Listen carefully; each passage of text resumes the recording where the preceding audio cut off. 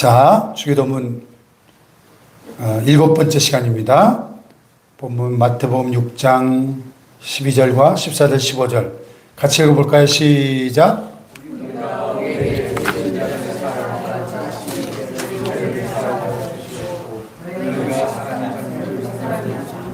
너희 하늘아버지께서도 너희 잘못을 용서하시려니와 너희가 사람의 잘못을 용서하지 아니하면 너희 아버지께서 너희 잘못을 용서하지 아니하시리라. 아멘. 자, 주기도문은 하늘에서 시작됐죠. 하늘에 계신 우리 아버지, 아버지의 이름이 거룩히 여김을 받으시고 아버지의 나라가 임하시고 아버지의 뜻이 하늘에서와 같이 땅에서도 이루어지이다 그랬어요.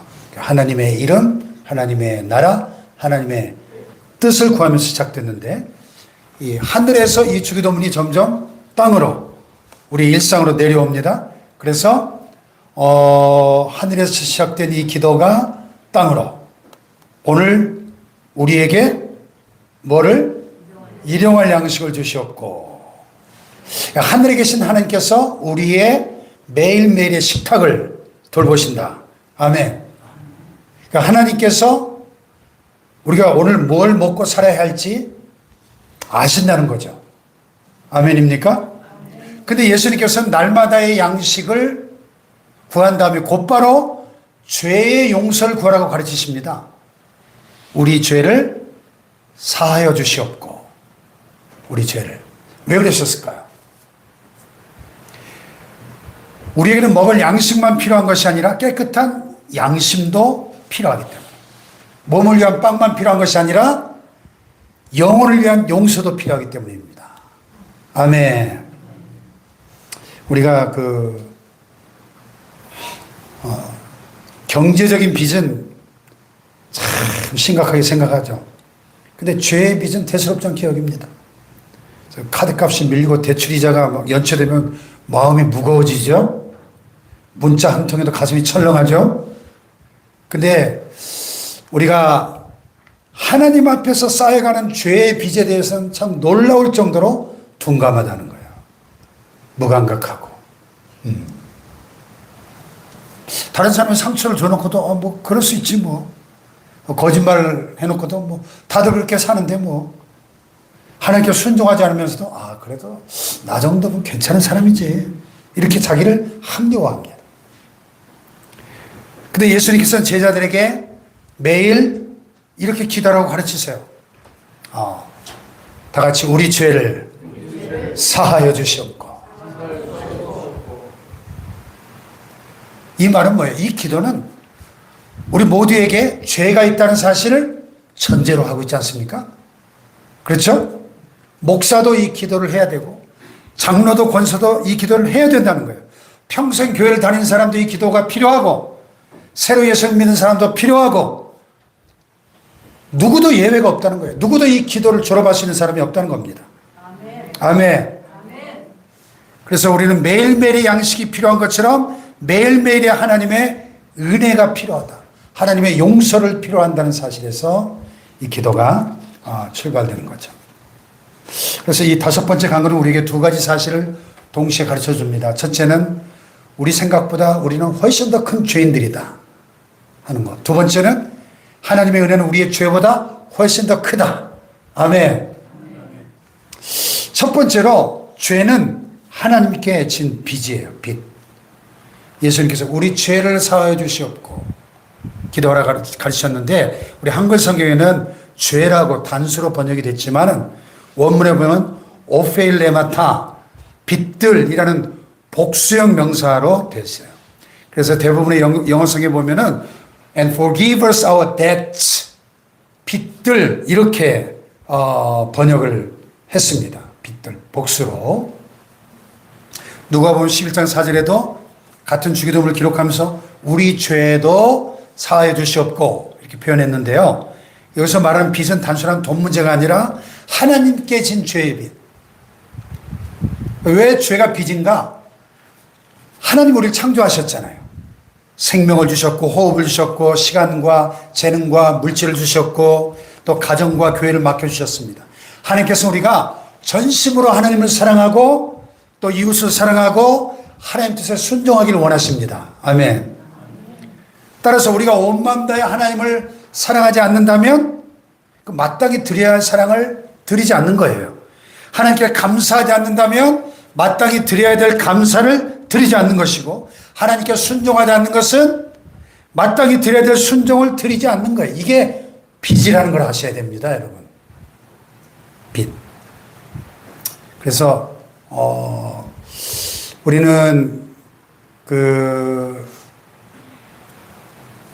이 죄에 대한 개념을 우리가 보통 죄 그러면 살인하고 간음하고 도둑질하고 나쁜 일을 한 것만 의미한다고 생각하기 쉬운데, 하지 말아야 될 걸 한 것도 죄지만 해야 할 일을 하지 않는 것도 죄라는 사실을 우리는 알아야 됩니다.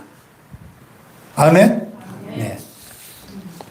우린 거짓말한 죄만 고백해야 될 것이 아니라 진실 말해야 할 때 침묵한 죄도 고백해야 되는 것이고, 미워한 죄만이 아니라 사랑하지 않은 죄도 고백해야 되고, 다른 사람을 해친 죄만이 아니라 도울 수 있었는데도 외면한 죄도 고백해야 되는 겁니다. 아멘입니까? 네. 그러니까 죄의 범위는 우리 생각보다 훨씬 더 넓은 거예요.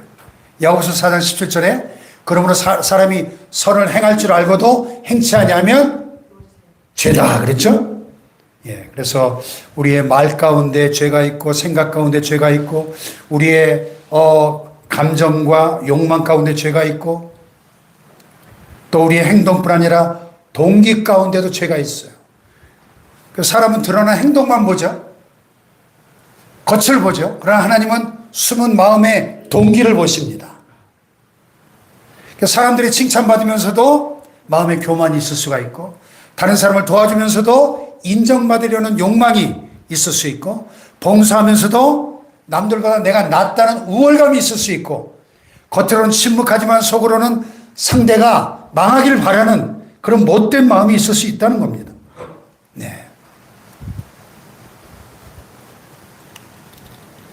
드러나는 행동뿐만 아니라 우리 삶의 모든 영역이, 우리의 말과 생각과 행동 전 영역이 하나님의 감찰 아래에 있다는 사실을 인식해야 됩니다.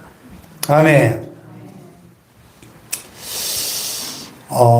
우리가 인간 법정에서는 무죄 판결을 받을 수도 있어요. 그러나 거룩한 하나님의 그 법정 앞에 서면 누구도 스스로를 의롭다고 주장할 수 없다고 성경은 로마서 3장 23절에 선언하죠. 모든 사람이 죄를 범하였으니 하나님의 영광에 이르지 못했다 그랬어요. 이 죄의 빚이 가지는 가장 큰 문제가 뭐예요? 우리가 그 빚을 스스로 갚을 수가 없다는 사실입니다. 죄의 빚은 오직 하나님께서 사해 주셔야만 없어집니다. 근데 오늘 많은 사람들이 이 죄책감을 스스로 해결하기 위해서 여러 방법을 사용하죠. 어떤 사람은 죄를 합리화합니다. 아, 내가 그렇게 행동한 데는 다 이유가 있어. 아, 저 사람이 먼저 나를 화나게 만들었어. 그 상황이라면 누구라도 그렇게 했을 거야. 자기를 합리화시킵니다. 어떤 사람은 죄를 축소시켜요. 그 정도가 무슨 죄야? 다른 사람도 더 심한 일도 하는데. 예. 축소시켜요. 어떤 사람은 죄를 숨깁니다. 아무 일도 없었던 것처럼 웃고 생활하지만 마음속 깊은 곳에 그 뿌리 깊은 죄의식과 두려움과 수치가 남아있어요. 어떤 사람은 죄를 보상하려고 합니다. 봉사를 많이 하고 헌금도 많이 하고 종교적인 일을 열심히 하면 마음의 빚이 없어질 거라고 생각합니다. 그러나 여러분, 죄는 합리화한다고 사라지지 않습니다. 축소한다고 해서 작아지지 않습니다. 숨긴다고 해서 없어지지도 않습니다. 선행으로 덮는다고 해결되지도 않습니다. 죄는 하나님 앞에 갖고 나와야 되는 거예요. 아멘. 다윗이 시편 30편 3절 5절에서 이렇게 고백했죠. 내가 입을 열지 아니할 때 종일 신음함으로 내 뼈가 쇠하였도다 그랬어요. 이어서 그가 이렇게 말했죠. 32편 5절 시작. 내가 이르기를 내 허물을 여호와께 자복하리라 하고 주께 내 죄를 아뢰고 내 죄악을 숨기지 아니하였더니 곧 주께서 내 죄악을 사하셨나이다. 아멘. 여러분, 죄를 숨기면 죄가 우리를 폭군처럼 지배하는 겁니다. 그러나 죄를 하나님께 고백하면 하나님의 은혜가 우리를 회복시키십니다. 아멘. 죄를 인정하는 것은 패배가 아니라 은혜가 시작되는 자리인 것입니다. 병을 인정해야 치료가 시작될 수 있고, 길을 잃어버렸다는 걸 인정해야 방향을 물어볼 수 있고, 빚이 있다는 것을 인정해야 탕감을 구할 수 있는 겁니다. 아멘. 그래서 이 주기도문의 5번째 간거는 우리에게 정직해지라고 말씀하는 거예요. 정직해지라. 주님, 제가 죄를 지었습니다. 제 말이 잘못되었습니다. 제 마음에 교만이 있었고 제가 사랑하지 못했습니다. 순종해야 될 것을 알면서도 거역했습니다. 여러분, 죄를 그냥 막연하게 고백하면 안 돼요. 사람 살다 보면 다 죄를 지을 수도 있죠. 뭐 혹시 제가 잘못한 것이 있다면 용서해 주세요. 이렇게 말하면 안 돼요. 성령께서 깨닫게 하시는 죄들을 구체적으로 고백해야 됩니다. 구체적으로. 아멘. 진실한 회개는 핑계를 내려놓는 거예요. 책임을 다른 사람에게 전가시키지 않는 겁니다. 자신의 죄를 액면 그대로 하나님께서 보시는 대로 보는 것이 진정한 회개입니다. 아멘. 예, 그래서 막연한 고백보다 구체적인 고백이 회복의 시작이다. 아멘. 두 번째로 우리는 아버지께 용서를 구할 수 있어요. 이 주기도문의 5번째 간구가 놀라운 것은 우리가 죄인이라는 사실만이 아니고 죄인인 우리가 하나님께 용서를 구할 수 있다는 사실입니다. 용서. 주기도문의 처음 시작해서 예수님이 누구에게 기도하라 그러셨죠? 기도의 대상이 누구죠? 하늘에 계신 우리 아버지요. 우리는 두려운 재판장 앞에서만 기도하는 게 아니고 우리의 아버지께, 사랑과 긍휼이 무한하신 아버지께 기도한다는 사실을 잊지 말아야 됩니다. 아멘. 물론 하나님은 거룩하신 재판장이시죠. 그렇기 때문에 의로우신 하나님은 죄를 절대 가볍게 여기지 않으십니다. 우리 죄를 그냥 눈 감아주거나 아무 일 없었던 것처럼 취급하지 않으십니다. 하나님께서 우리 죄를 용서하신 것은 죄가 별것 아니기 때문이 아니에요. 하나님의 아들 예수 그리스도께서 우리의 죄를 담당하셨기 때문에 용서하시는 겁니다. 아멘입니까? 예.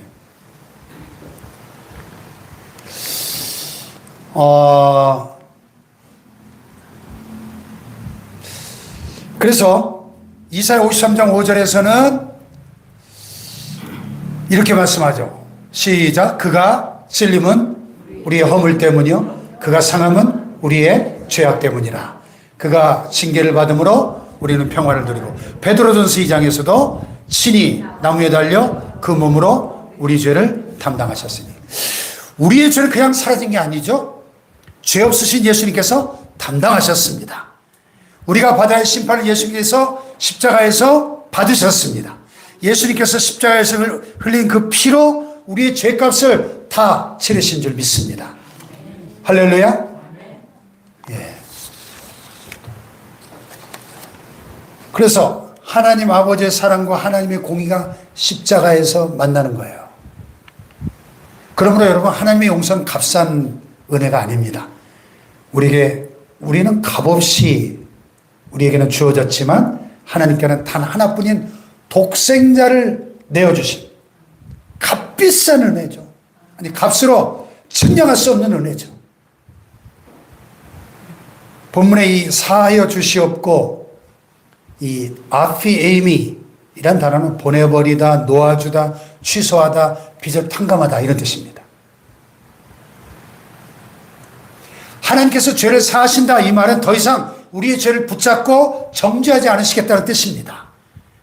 그리스도 안에서 죄의 책임을 제거하시고 우리를 받아주시고 하나님과의 관계를 회복시켜 주신다는 그런 의미입니다. 아멘.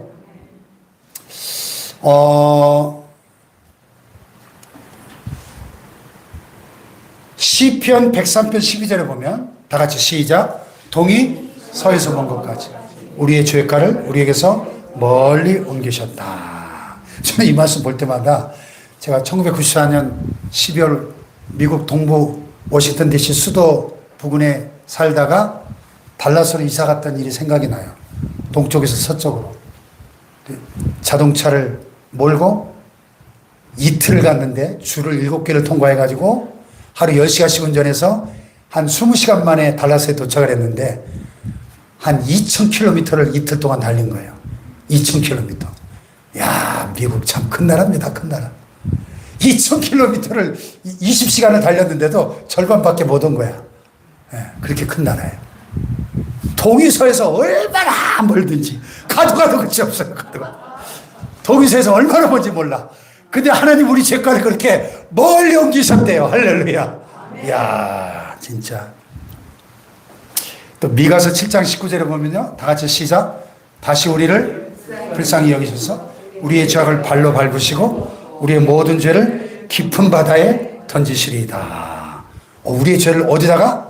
깊은 바다에 던지시네. 여러분, 이 지구상에서 제일 깊은 바다가 어딘 줄 아세요?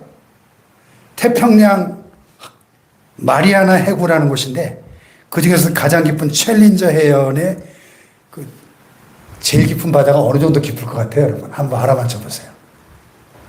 몇 미터나 될 것 같습니까? 5,000m? 또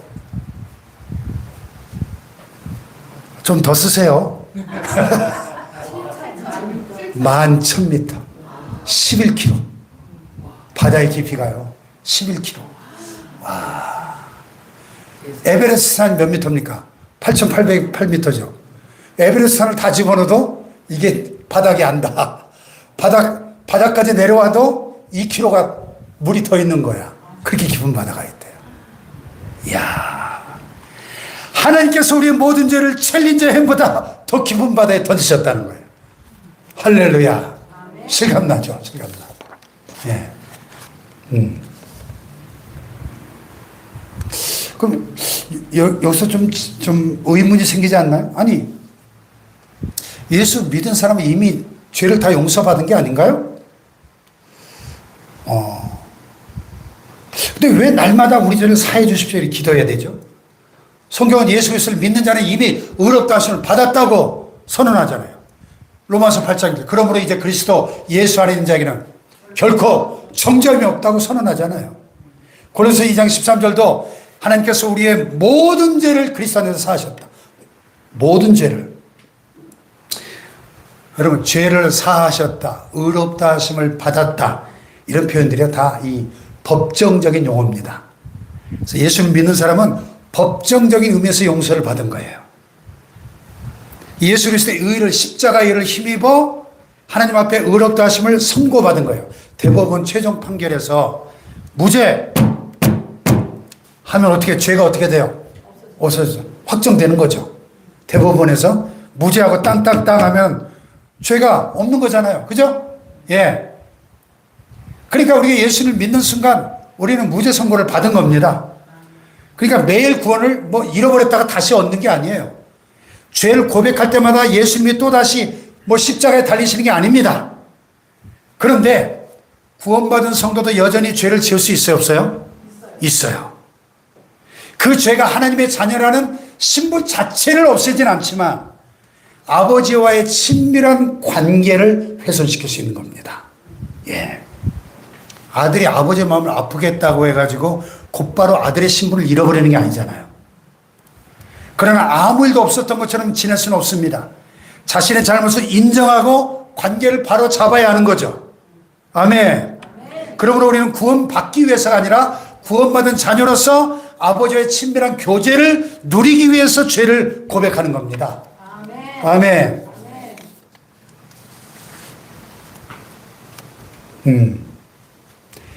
요한에서 1장 9절에 만일 우리가 우리 죄를 그럼 미쁘시고 의로우사 우리 죄를 사하시며 모든 불의에서 우리를 깨끗게 하실 것이요 그랬죠. 그러니까 이 주기도문의 5번째 간구는 하나님의 자녀가 드리는 기도인 거죠. 아버지, 오늘 제가 아버지의 마음을 아프게 했네요. 용서해 주세요. 아버지, 제 생각과 말과 행동이 잘못됐네요. 용서해 주세요. 예수 그리스도의 십자가를 의지하여 용서를 구합니다. 아버지, 저를 깨끗게 하시고 아버지와의 친밀한 관계를 회복시켜 주세요. 아멘. 그 기도인 거예요. 예. 그러니까 핵심은 뭐죠? 하나님의 용서는 죄를 그냥 덮어두는 것이 아니라 십자가로 값을 치르시고 죄인을 놓아주시는 은혜인 거죠. 네. 네, 방금 설명한 내용들이 이렇게 나와 있습니다.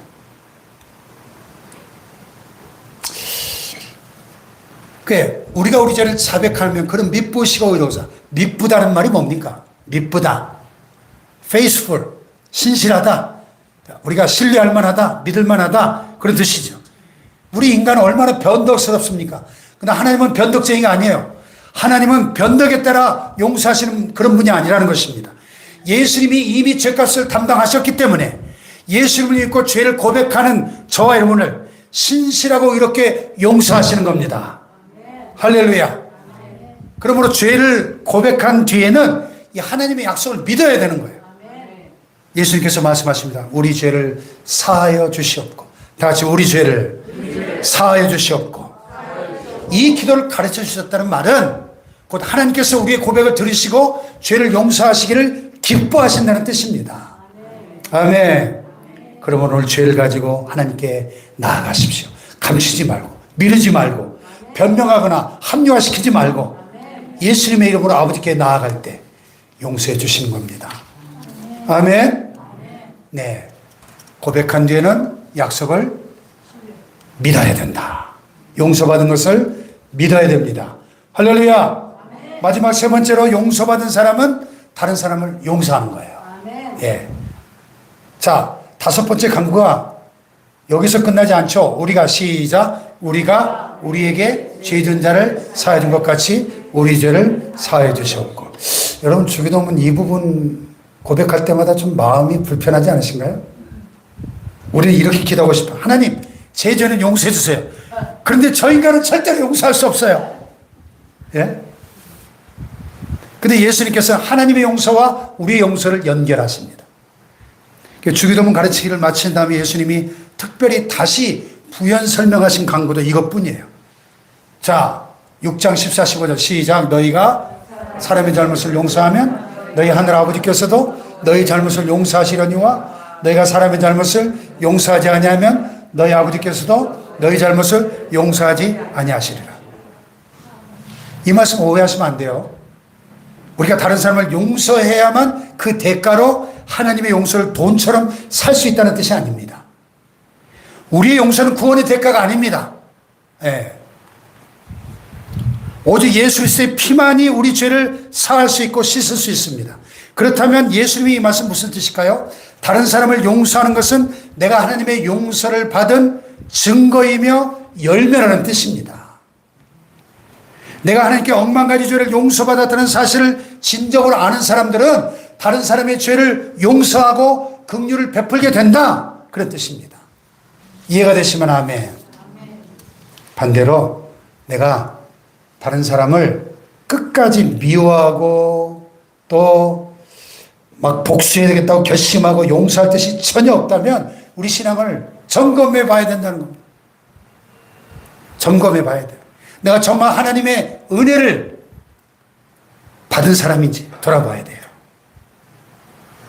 그래서 예수님께서 마태복음 18장에 용서할 줄 모르는 종의 비유를 말씀하셨죠. 어떤 종이 임금에게 1만 달란트를 비쳤어요. 1만 달란트가 얼마나 큰 돈이냐? 1달란트는 그 당시 노동자의 6,000일치 품삯이에요. 6,000일. 16년 동안 하루도 쉬지 않고 일해서 한 푼도 쓰지 않고 모아놓은 돈이 1달란트예요. 그 노동자의 하루 일당을 오늘날 가치로 한 10만 원만 따져도 1달란트는 6억 원이에요. 1달란트가. 그럼 1만 달란트는 얼마예요? 6억 곱하기 1만 하면 6조 원이에요. 6조 원. 6조 원. 별로 안 놀라시네요. 6조 원. 예수님 당시에 헤롯 왕이 거두던 1년 전체 세금의 몇 배를 넘는 금액입니다. 개인이 절대 갚을 수 없는 인간의 끝없는 죄의 부채를 비하하기 위해서 예수님이 사용하신 가장 큰 단위 액수인 거예요. 그러니까 개인이 평생 노력해도 절대 갚을 수 없는 엄청난 액수입니다. 근데 1만 달란트 빚진 종이 한참 하니까 임금이 불쌍히 여겨서 싹 탕감해줬어요. 6조 원을 탕감해줬어요. 6조 원을. 와. 근데 이 1만 달란트 빚, 6조 원을 탕감받고 나온 이 사람이 길을 가다가 자기한테 100데나리온 빚진 적 얼마나, 100데나리온 얼마일까요? 1데나리온은 노동자의 하루 품삯이니까 100데나리온이면은 100일치 노동량 품삯이에요. 그 10만 원씩 계산해 봐도 1000만 원이에요. 뭐 적은 돈은 아니죠. 1000만 원도. 근데 6조 원에 비하면 이거 완전 껌값이에요. 그렇잖아요. 6조 원대 1000만 원 한번 비교해 보세요. 이게 비교 대상이 됩니까, 이게? 예? 그런데 내비 갚아. 그러니까, 네, 꼭 하겠습니다. 좀만 참아주세요.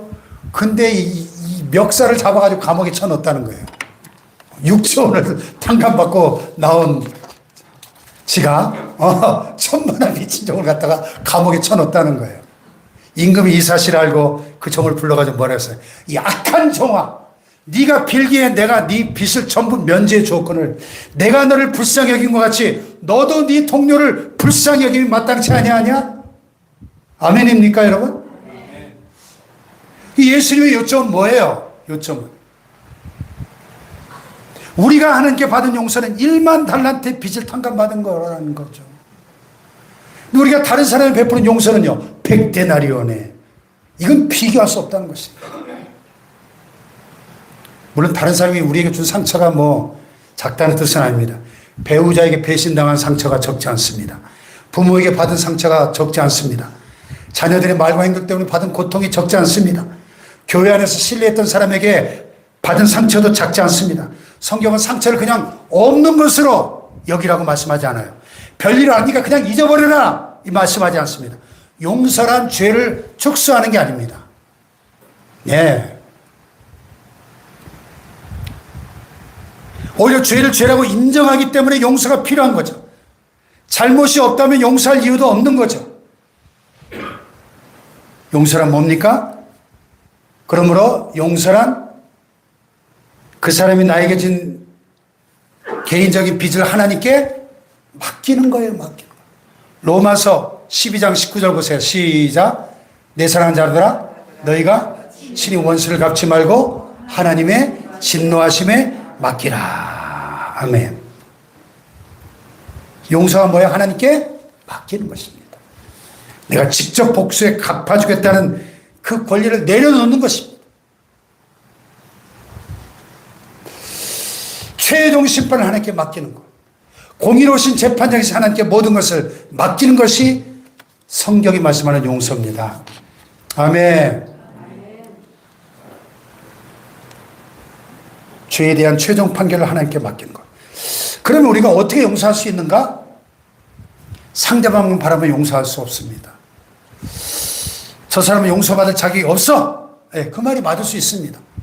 그러나 우리도 하나님의 용서받을 자격은 없었습니다. 용서는 상대방의 자격에서 시작되는 것이 아니고 내가 하나님께 받은 은혜에서 시작되는 거죠. 그래서 나 역시 용서받을 자격이 없었지만 예수님에서 용납되었지 않습니까? 그래서 성경은 뭐라고 말합니까? 에베소 4장 시작. 서로 친절하게 하라. 불쌍히 여기며 서로 용서하기를 하나님 그리스도 안에서 너희를 용서하신 같이 하라. 아멘. 자, 성경은 상대방이 충분히 미안해하거든 용서해라 그랬습니까?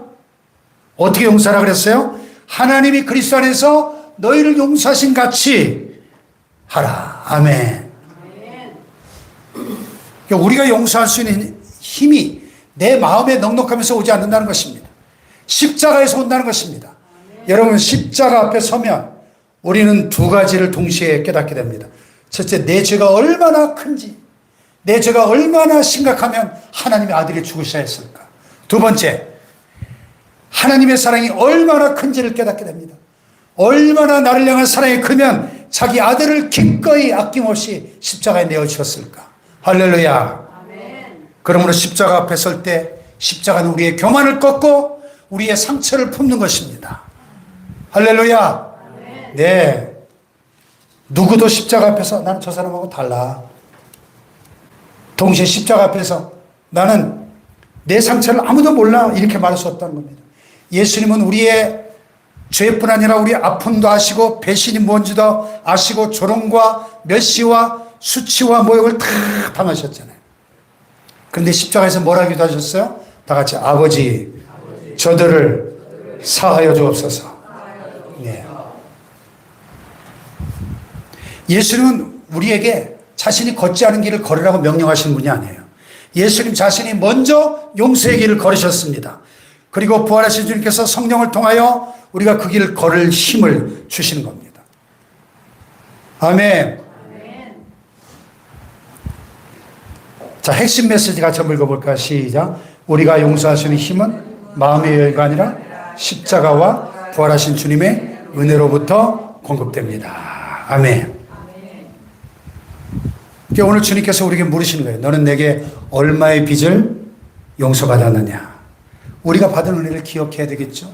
우리는 작은 실수를 용서받은 정도가 아니라 영원한 심판을 받아야 될 죄에서 용서받았고, 죄 때문에 하나님과 원수되었던 우리가 하나님의 자녀가 되었습니다. 지옥으로 떨어져야 했던 우리가 영원한 생명을 얻고 천국 백성이 되었습니다. 할렐루야. 하나님께서 우리에게 네가 먼저 빚을 다 갚아, 그러면 내가 받아줄게, 이렇게 말씀하신 것이 아니고 예수님께서 먼저 우리의 빚을 담당하셨습니다.